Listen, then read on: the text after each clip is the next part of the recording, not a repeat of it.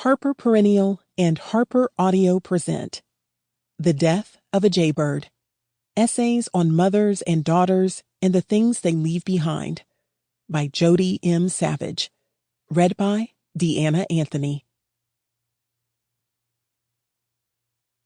For my grandmother, Annie Lee Granny Pooh McKinney, my mother, Cheryl Ann Savage, my godmother, Christine Jones. It is sheer good fortune to miss somebody long before they leave you. Toni Morrison, Sula. 1. What if? On Black Lives and Mental Health. When I think of Black Lives Matter, I think of my grandmother. Shortly after her 70th birthday, she begins calling 911 in the middle of the night to report invisible squatters and the children they leave in her care at our home. Although she is a Black woman who was born in segregated Florida, she has had a reverence for the police for as long as I can remember. The cops used to ride behind me to make sure I got home safely. She often tells me about her nightly walks home from work when she was just 12 years old.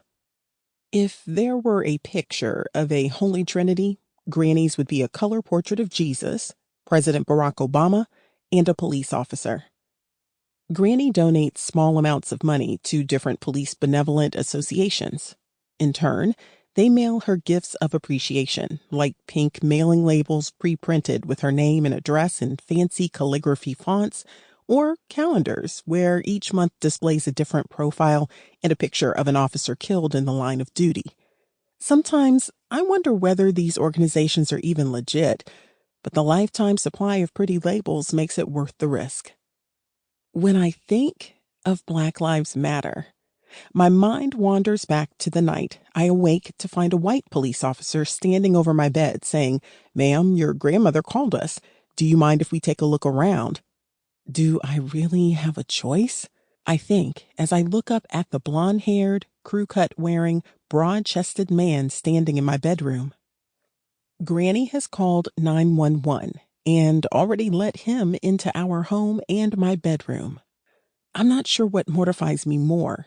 The fact that a cop is standing in my bedroom in the middle of the night while Granny yells, "Are you okay?" at me from downstairs, or that a stranger is seeing me in my bedtime glory. A white headscarf with black polka dots, a green clay mask on my face, red plaid pajama pants, and a hole-riddled "used to be orange 10 years ago" t-shirt with the Serenity prayer written on the front. Serenity is just what I need. My grandmother sees people who aren't really here, I tell the officer. He still searches my bedroom and the 2 adjoining rooms that house a walk-in closet and a makeshift library Granny created for me several years ago. The invisible people have absconded with their children before the officer's arrival. The officer and I go back downstairs to talk to Granny. She is still waiting by the front door, her brown skin sweaty and her dark brown, straight, shoulder-length wig disheveled from the night's excitement. "I'll drive around the block a few times to see if they're still in the area," the officer tells Granny to ease her fears. Unlike Granny, I have always felt uneasy about police. I don't espouse her "the cops are your friends" outlook. In 1999, I marched through New York City streets with hundreds of other Columbia University students to protest New York City police officers' shooting of West African immigrant Amadou Diallo. I wore a white label with 41 written in black magic marker taped to my book bag strap for a whole year.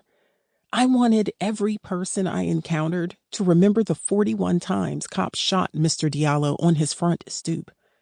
I am still horrified when I think of Abner Louima, the Haitian man whom police tortured and sodomized with a toilet plunger in the bathroom of a Brooklyn precinct in 1997.